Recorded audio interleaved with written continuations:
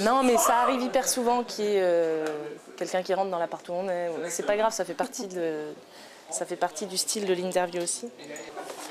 Alors, que trouve-t-on dans la bibliothèque de Jean Rock, même si on n'est pas vraiment dans votre bibliothèque? Dans ma bibliothèque, on ne trouve pas les meilleurs livres, ni les meilleurs disques, parce qu'en principe, quand j'aime bien un livre, je le fais partager. Je ne peux pas imaginer d'aimer une œuvre, de traverser une œuvre, de la parcourir, et ensuite d'aller la ranger précieusement en me disant qu'un jour je vais la relire. Je le transmets de suite. Moi, je pense que le plaisir, comme le savoir, ça se transmet. Donc forcément, je ne garde pas non plus les CD. Et je les fais partager aussi, puisque je les fais écouter à d'autres copains. Ou souvent, je les emmène dans mes clubs, parce que j'aime bien, même si ça ne correspond pas toujours à la programmation, en début de soirée ou en fin de soirée, qu'on les joue pour me faire plaisir. Ça, c'est une programmation un peu décalée. Ouais, puis c'est décalé, puis surtout, ça me met de bonne humeur, ça met la pêche. Et quand c'est le moment de nous faire plaisir, c'est-à-dire avant que la soirée commence, ou quand la soirée est terminée, c'est toujours agréable quand les DJ t'envoient un petit disque que tu aimes bien, que le énième morceau de la phase B à qui personne n'a porté intérêt, mais qui toi te sensibilise et tu ne sais pas pourquoi, tu ne sais l'expliquer. Ça reste toujours tellement artistique et tellement inexplicable pourquoi les sensibilités, pourquoi l'émotion, pourquoi la rareté. Alors il y a quand même quelques œuvres à côté de vous, je vois ça. Oui, ces derniers temps, j'ai pas mal écouté le dernier U2 et puis même le clip qui vient de sortir de Magnificent. Et puis j'adore cet album. Je trouve que U2 a refait du U2 et a reproduit vraiment un bel objet, un beau disque. Et j'ai l'impression que je retrouve les sonorités de l'adolescence avec U2, de Joshua Tree, avec With or Without You, When the Street Have No Name, tout ça. C'est belle époque. Ouais, ben il y a une certaine nostalgie, quelque part, on cultive, on réactive, on recherche toujours des appuis, des sons, des couleurs, des émotions, et j'ai retrouvé ça dans No Line on the Horizon. Une partie de l'adolescence. Toujours, on court toujours après une adolescence et l'émotion que ça nous procure au moment où on le découvre, on a l'impression qu'on n'arrivera jamais à reproduire le même bonheur, le même moment, la même rareté. Et puis c'est un copain à moi qui est producteur de l'album. Donc en plus, je suis content pour lui parce que, puis surtout j'aime le groupe et j'aime les garçons qui composent ce groupe. Parce que je pense que Bono a dépassé le stade de la rockstar. J'ai un objet sur ce bureau qui lui appartient, qui s'appelle Décision. Ça lui ressemble complètement un jour et il m'a amené cette boîte. Et je sais pas, on offre ce qu'on peut offrir à un copain, tu vois, tu peux offrir plein de choses. Mais lui, il est toujours dans la notion de comment je peux être utile, comment je peux aider les autres, même ceux, pas ceux qui sont forcément en difficulté. C'est un objet qui a été fait par, pour ne pas le citer, Jean-Charles de Castelbajac.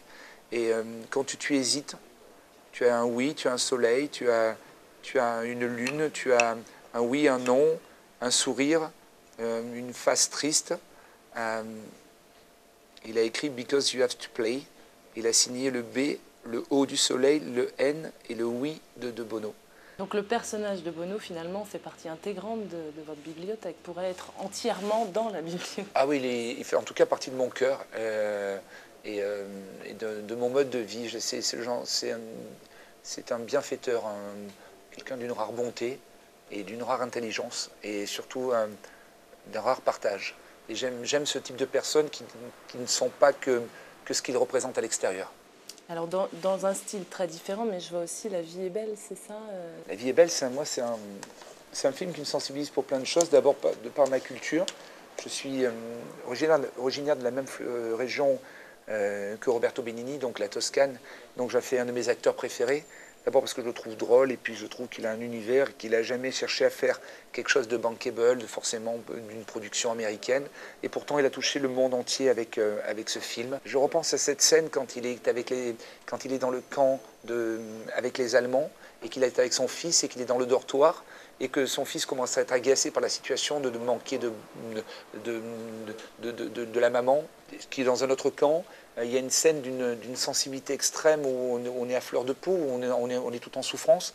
Et lui fait passer ça pour un jeu à son enfant en disant ok, ok, tu veux plus qu'on joue, on joue plus, si tu veux, on arrête, allez, les méchants, eux, vous faites plus les méchants, nous, on fait plus les gentils, et puis on va rentrer à la maison, comme s'il en avait le pouvoir de le faire. Je ne pense pas que tu peux écrire un tel scénario si tu n'as pas vécu des choses très proches de ça. Je pense qu'il y a une vraie cicatrice, il existe vraiment quelque chose de très profond dans Benigni.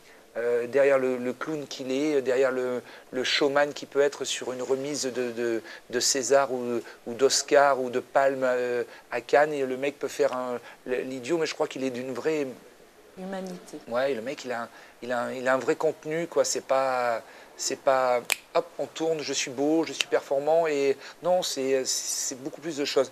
Il y a un film aussi qui m'a troublé récemment, que j'ai pas là puisque forcément je l'ai partagé.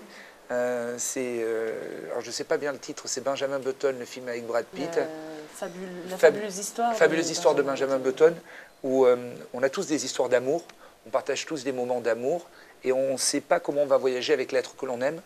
Et sans raconter le film, j'espère que tout le monde a vu le film, tous les gens qui verront cette émission auront vu le film, mais j'ai complètement été déstabilisé, troublé au moment, une des dernières scènes à la fin, quand donc Benjamin Button redevient un enfant dans les bras de la femme qu'il aime, et il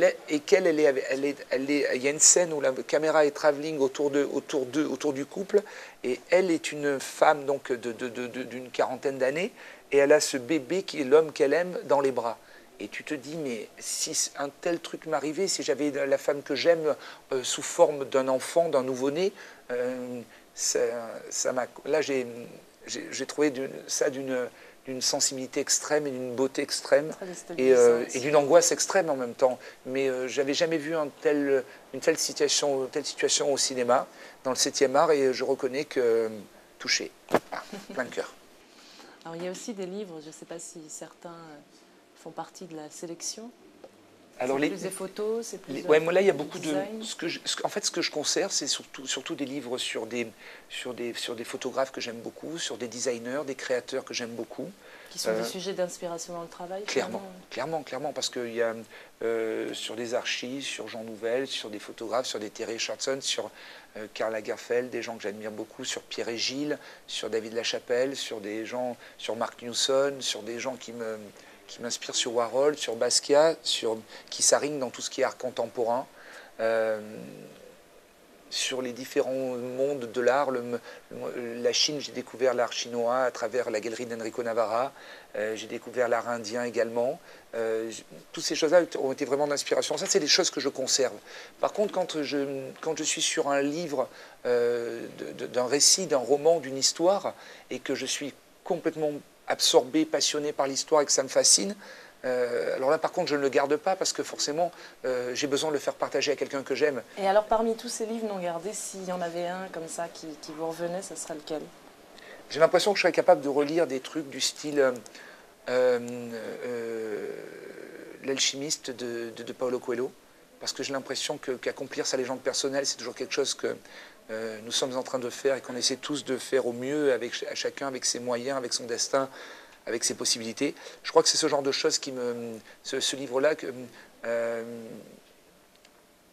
je donnerai à mes enfants If de Rudyard Kipling, parce que si on devait symboliser, il ne restait plus qu'un poème pour tout illustrer, ça serait ça. Et puis après, il y a des lectures que je trouve qui m'ont beaucoup plus contemporaines, beaucoup plus drôles aujourd'hui. Je pense à des copains comme Bec BD, que je trouve très drôle parce qu'il a une définition des choses et certains mots, à Lolita Pile, à des gens comme ça qui sont un peu plus trash, un peu plus... Mais l'un ne va pas sans l'autre. Pourquoi se cantonner que dans un style? Moi, limite, j'aime bien j'aime bien les choses quand elles sont variées, différentes. Et puis j'ai lu des histoires de personnes qui se racontaient dans des films, dans des livres, pardon, avec beaucoup de pudeur. Et quelque part, ça te permet à toi, dans ton propre destin, dans ta propre vie, de te situer. On ne se rend pas toujours compte des choses, de la vie des gens. On devrait passer plus de temps à lire la vie des gens. Je ne parle pas des gens qui s'inventent une histoire, mais je parle des gens qui ont un vrai récit, parce que leur contenu, leur histoire est une telle force est un tel exemple de survie parfois. Donc une bibliothèque très éclectique et très nourrie. Oui, oui. Alors pour clore cette interview... C'était un peu sérieux tout ce que j'ai dit, non? Non, c'était très intéressant. Moi, déçu les gens, parce qu'ils s'attendaient peut-être à ce que je leur parle du livre collector du Palace ou de Studio 54 ou de je sais pas, des bains de bouche de l'époque. C'est intéressant de voir la face cachée, justement. Oui, d'accord, mais là, ils vont peut-être être super déçus. Ils ont dit, c'est super, on a Jean Roch, il va nous raconter l'arrivée des pantalons pas de def, avec... je sais pas. Eh bien, pas du tout, c'est la pas du tout, je suis désolé. Paolo Coelho. Voilà, c'est Paolo Coelho. Alors pour clore l'interview, la question qu'on pose toujours, est-ce qu'il y a quelqu'un dans votre entourage, proche ou pas, quelqu'un que vous connaissez ou pas, dont vous aimeriez découvrir la bibliothèque? Alors moi, il y a quelqu'un qui m'a fasciné par sa bibliothèque. J'ai eu l'occasion de visiter son studio photo à Saint-Germain. C'est Karl Lagerfeld. Et quand je suis arrivé dans ce studio photo qui est absolument sublime, il y a un mur qui doit mesurer presque 6, 7, 8 mètres de haut sur une vingtaine avec une grande échelle, tu sais, comme dans les grandes bibliothèques, comme dans les films, quoi. Voilà, dans un film de Karl Lagerfeld, par exemple, je ne sais pas, les livres sont rangés précisément. Je crois qu'il serait précisément aller chercher tel ou tel bouquin. Le mec a une telle connaissance, une telle culture, je suis super admiratif. Connaître la sélection de Karl Lagerfeld. Oui, connaître la sélection parce que je suis sûr qu'un conseil de Karl Lagerfeld pour un livre, vu son exigence, vu son sens aigu de la perfection, du détail, c'est précieux. C'est précieux, c'est un trésor. Merci beaucoup de nous avoir reçus, Jean Roch. Merci à vous d'être venu me voir. Et puis à bientôt. J'espère. Désolé pour les paillettes. Hein. C'est très bien.